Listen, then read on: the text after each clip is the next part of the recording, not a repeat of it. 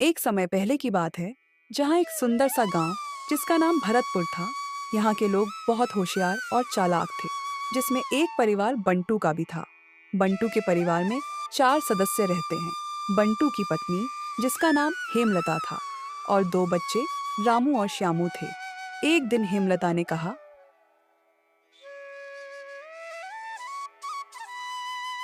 अरे जी, सुनते हो? क्या हुआ?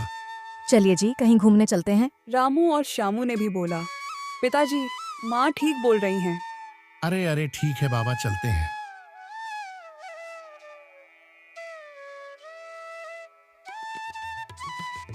सभी परिवार घूमने के लिए निकल पड़े।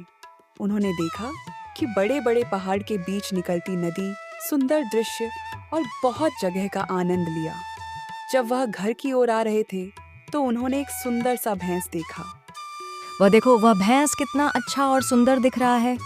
हाँ पिताजी, क्या हम इस भैंस को घर ले जा सकते हैं? हाँ पिताजी, भैया ठीक बोल रहे हैं। चलो ठीक है, इसे घर लेकर चलते हैं।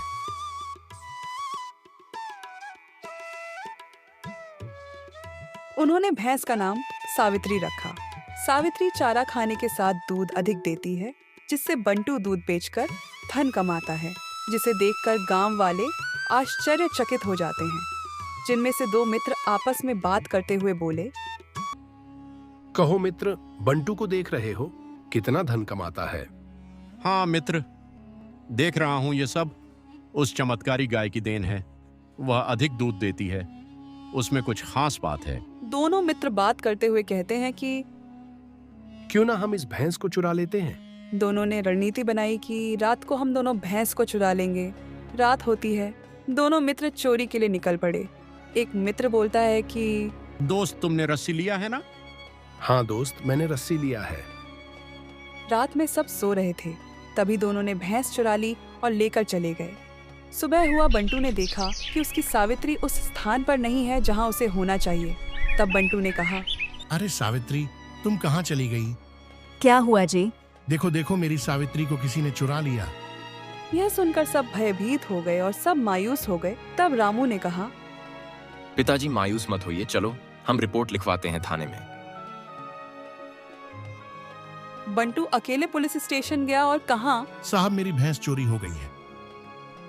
उसे देखकर पुलिस ने कहा, अरे अरे, तुम चिंता मत करो, तुम्हारी भैंस मिल जाएगी।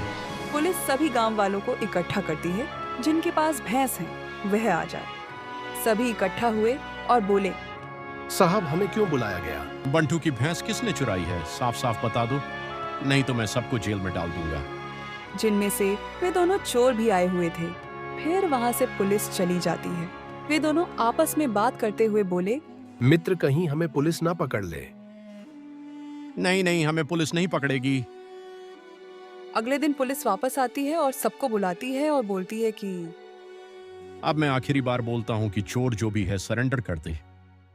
किसी ने कुछ नहीं बोला। फिर पुलिस ने एक एक जादुई लकड़ी सबको दिया और कहा कि ये लकड़ी तुम लोग अपने साथ घर ले जाओ और अगले दिन साथ लेकर आना, और जिसकी लकड़ी 2 इंच बड़ी हो जाएगी, चोर वही होगा। सब अपने घर गए और सो गए। लेकिन वह दोनों चोर घबराए हुए थे। उनमें से एक बोला, घबराओ मत मित्र, हम दोनों उसे लकड़ी को 2 इंच छोटा कर देंगे। हाँ मित्र, तुम बहुत होशियार हो, तुम ठीक बोल रहे हो। उन्होंने लकड़ी को 2 इंच काट दिया। पुलिस अगले सुबह फिर से आती है और सबको बुलाती है, और बंटू का परिवार भी आता है। पुलिस कहती है कि लाओ लाओ, अपनी लकड़ी सब दिखाओ। सब ने अपनी लकड़ी दिखाई, लेकिन उनमें से 2 की लकड़ी छोटी थी। तब पुलिस बोलती है कि चोर पकड़ा गया, चोर यही दोनों हैं। अरे अरे, ये आप क्या बोल रहे हो? हम चोर नहीं हैं। वह कोई जादुई लकड़ी नहीं थी, वह तो मैं चोर पकड़ने के लिए झूठ बोला था। बंटू खुश हुआ और उसे उसकी भैंस मिल गई और चोर जेल में गए।